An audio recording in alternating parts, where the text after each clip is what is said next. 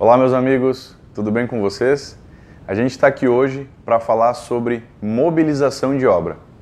Então, primeiramente, o que envolve a mobilização de obra? Envolve mobilização de mão de obra, mobilização de material, mobilização de equipamento, você pensar um pouco na logística da obra e você fazer o comunicado aos moradores que estarão envolvidos nessa obra, tá? Sobre mão de obra, você tem que entender, aqui é uma dica, sempre tenha na tua carteira de empreiteiros parceiros, pelo menos um empreiteiro que consiga te atender do dia para a noite. Por que do dia para a noite?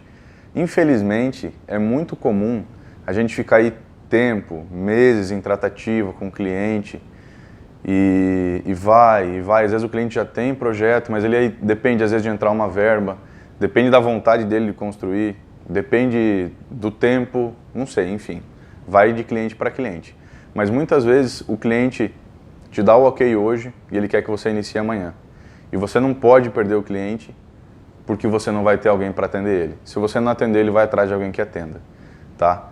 Então, um exemplo que aconteceu hoje, a gente tem um mês que está orçando uma reforma no Campeche, foi uma indicação, então, sobre o que a gente falou ontem, né? Como os teus círculos sociais influenciam. Então, uma arquiteta de São Paulo entrou em contato com uma construtora de um amigo meu aqui de Florianópolis, que não executa a reforma, ele nos indicou, a gente foi até o local, já fui com o empreiteiro, a gente fez a visita inicial, levantou os serviços, ela enviou os projetos para a gente apresentou a primeira proposta, nesse um mês já rodamos algumas propostas, a gente sabia desde lá do início que o início da obra ia ser quinta-feira, amanhã, dia 26. Então, desde lá do início, mês passado a gente já sabia que a obra ia iniciar dia 26. Então a gente foi negociando, até que quinta-feira da semana passada, a gente meio que recebeu um ok, não foi um ok definitivo, mas a princípio, beleza, Darville, a princípio vocês estão contratados, espera o ok do cliente. Isso foi quinta passada. Passou sexta, passou o final de semana, passou segunda, passou terça.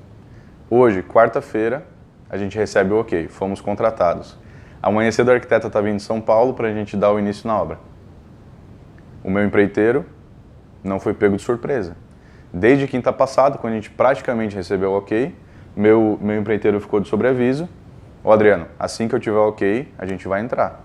E assim foi. Diariamente a gente foi conversando, Darville, preciso do teu ok porque tem coisa para iniciar. Adriano, segura que o negócio é quente, tem tudo para fechar.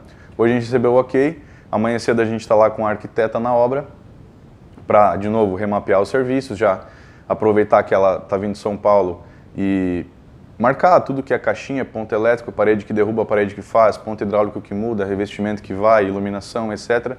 Tirar o maior número de dúvidas possíveis, então, para a gente iniciar a obra. Então, sobre mobilização de mão de obra, tenha sempre uma mão de obra aí no bolso que possa te atender a qualquer momento e defina aí quem que vai iniciar, né? Que serviços que vão ser os primeiros serviços, pelo menos da primeira semana, e tem alguém para te atender nessa primeira semana. No decorrer da semana, o teu empreiteiro vai conseguir ajustar a equipe para os próximos serviços. Tudo bem? Falando aqui um pouco sobre materiais e equipamentos, aqui é bem básico, então se você estiver tratando de uma reforma, a gente está falando aí de um salva-piso, lona, fita, saco para descer entulho, o próprio papo entulho, ferramenta, uma maquita, um rompedor, martelo, equipamentos básicos. Se eu pensar numa obra do zero, eu vou ter que mobilizar escavação, limpeza inicial do terreno, madeira para gabarito, madeira para caixaria de sapata, uma armadura, arame para fazer a armadura da sapata, a brita para você fazer um laço de brita, soltar a sapata para concretagem, então também insumos básicos aí. Falando de logística da obra, então se você for trabalhar num condomínio, falando de uma reforma no apartamento, reforma condominial, etc., você tem que entender muito a fundo o estatuto aí do teu condomínio, as regras que regem o teu condomínio. Que horário que você pode iniciar, que horário que você para o almoço, que hora que você retorna para o almoço e que hora que você para fim do dia. Além disso, se você pode trabalhar no sábado ou não. Tudo isso vai impactar, primeiro, no teu custo de mão de obra. Você tem que ter essa informação lá quando você está precificando, Porque se você for poder trabalhar, por exemplo, das 8 ao meio-dia e da 1 às 6, tua produtividade é muito maior do que se você pudesse trabalhar das 9 ao meio-dia e das 2 às 5, que é o que acontece em alguns condomínios. Então tem essa informação, ela é muito importante. Além disso, por onde você vai receber os materiais? Por que elevador você vai subir esses materiais e que horário que esse elevador funciona? Mesma coisa para descer o entulho, então tem que saber disso, tá? Os horários são muito importantes. Aqui a dica do dia, pessoal. Se o local que você está executando a obra permite, você tem logística aí para instalar um papa-entulho, um duto de entulho, que vai cair direto no papa-entulho, avalia.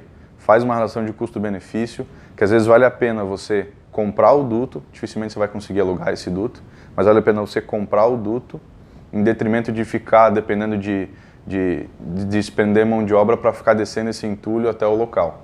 Então, às vezes o que você vai economizar, né, com a tua mão de obra, você paga um entulho e ainda sobra. Isso aconteceu com a gente numa reforma de um condomínio e deu super certo.